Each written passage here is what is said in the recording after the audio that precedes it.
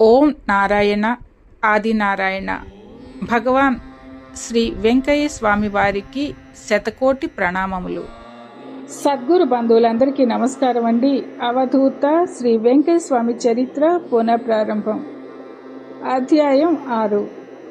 బిషగ్వరేణ్యుడు. ఊహలన్నీ మనసు యొక్క రూపాలే అయినట్టు ఈ విశ్వంలోని రూపాలన్నీ దివ్యశక్తి రూపాలే.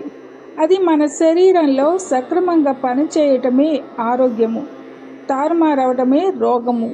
ఈ శక్తి మహనీయులలో తపస్సు వలన తీవ్రమైన దివ్య లీలల రూపంలో ప్రకృతిని కూడా శాసిస్తుంది.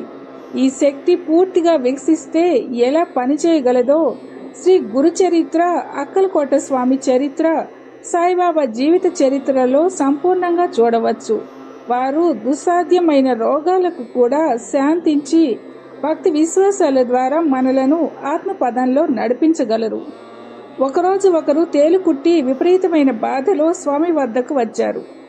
స్వామి, అదేం చేస్తుందయ్యా, పోతుంది అనగానే ఆ బాధ అదృశ్యమైంది.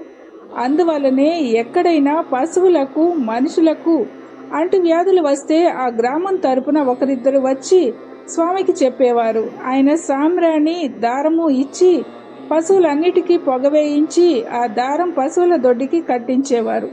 ఇక ఆ గ్రామంలో ఏ ప్రాణికి భయం ఉండేది కాదు.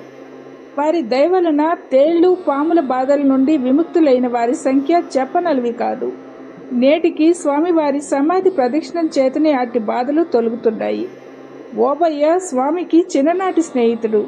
ఆయన చాలా కాలం ఉపసంతో బాధపడి స్వామి వద్దకు వచ్చాడు. స్వామి తమ చేత్తో అతని శరీరం అంతా రుద్దినప్పటి నుంచి మళ్ళీ ఆ బాధ కలగనే లేదు. నర్సారెడ్డి కలచేడు వాస్తవ్యుడు.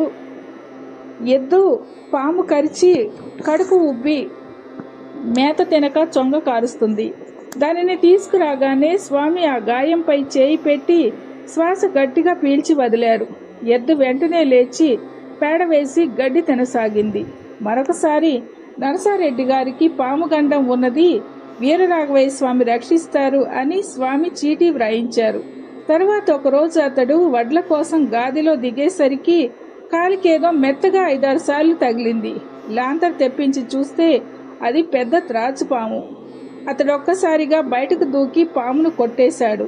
స్వామి రక్షణ ఉండబట్టే అది కరవలేదు. వక్కెమ్మకు పురుగు కుట్టి వంటిపై పొడ దురద వచ్చి ఏ వైద్యాలకు మంత్రాలకు తగ్గలేదు. ఆమె స్వామిని దర్శించి సుమారు 6 గంటలు ఆయన చెంత నిల్చుంది.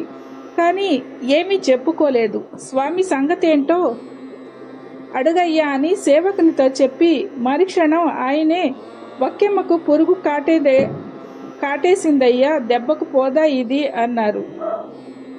చిత్రమేమంటే ఈమె పేరు సేవకులకు కూడా తెలియదు. ఆ క్షణం నుండి 3 రోజులలోగా ఆమె బాధ తగ్గిపోయింది. అది మొదలు ఆమె స్వామి సేవలో ఎక్కువ కాలం గడిపేది.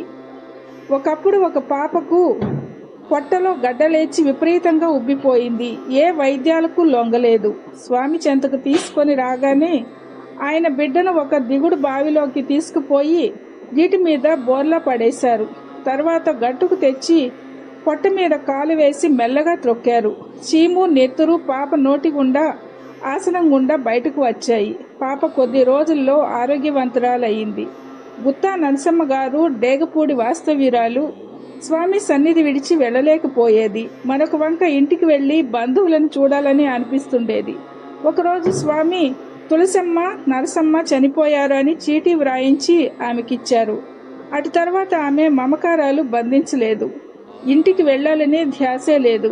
ఒకప్పుడు ఈమెకు మోకాలు నొప్పి చేసి కాలు మడమ లేకపోయింది. స్వామికి చూపితే